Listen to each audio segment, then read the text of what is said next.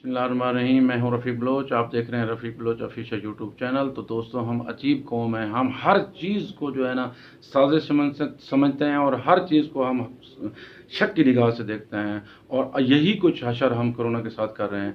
यकीन माने, तमाम तर हुकूमती हिदायत, तमाम तर डॉक्टरों की राय, तमाम तर जो है ना गैर मुल्की और मुल्की हालात के बावजूद आज भी हम कोरोना को एक साजिश समझते हैं।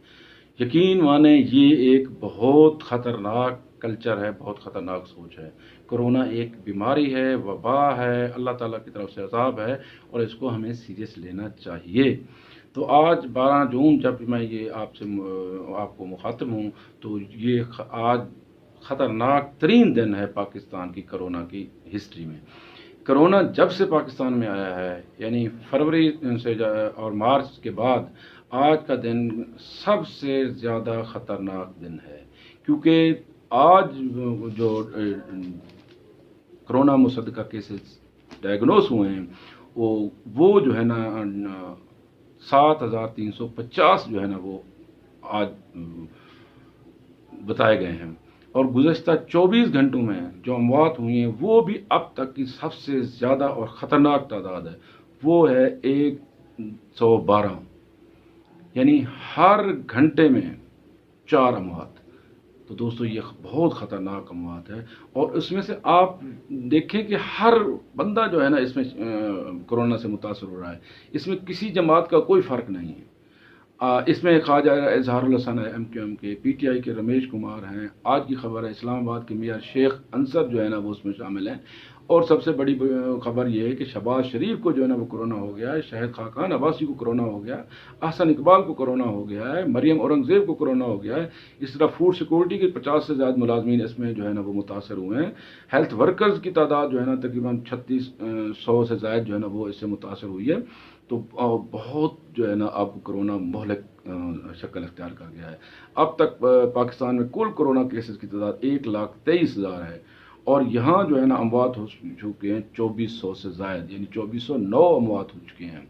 अगर हम सूबा वाइज देखें तो पंजाब में कोरोना केसेस की तादाद मुसद्दका जो है ना वो 45,463 है और यहाँ अमवात हुई हैं 841। सिंध में 46,828 जो है ना वो मुसद्दका केसेस हैं और यहाँ अमवात हुई हैं 776 अब तक। खैबर पख्तूनख्वा में 15,787 मुसद्दका केसेस हैं, मरने वालों की तादाद 632 है। बलूचिस्तान में मुसद्दका केसेस 7,673 है और मरने वालों की तादाद 75 है। और इसी तरह गिलगित बलूचिस्तान के अंदर जो है ना 1,018 केसेस हैं, 633 यहाँ सेहतयाब हुए हैं और 14 यहाँ मरने वालों की तादाद है। इस्लामाबाद में ये जो है ना 6,236 ये मुसद्दका केसेस हैं। यहाँ जो है ना 62 हलाकतें हो चुकी हैं। देखिए कितनी अलार्मिंग सूरत हाल है। इस्लामाबाद जैसा शहर भी महफूज नहीं है। अब अगर साजिश है, थूरी है, तो इस्लामाबाद में क्यों अमवात हो रही हैं? अमेरिका में क्यों अमवात हो रही हैं? चाइना के अंदर क्यों अमवात हो रही हैं? वो तो हमसे ज़्यादा एडवांस हैं। तो दोस्तों, आप खुदारा एहतियात करें। तो इसी तरह जो है ना आप आज़ाद कश्मीर के अंदर 534 केस सामने आए और इसमें 9 अमवात हुई हैं। तो इसी लिहाज से जो है ना कुल तादाद 1,23,539 है और मरने वालों की तादाद 2409 है। ये बड़ी ख़तरनाक सूरत हाल है।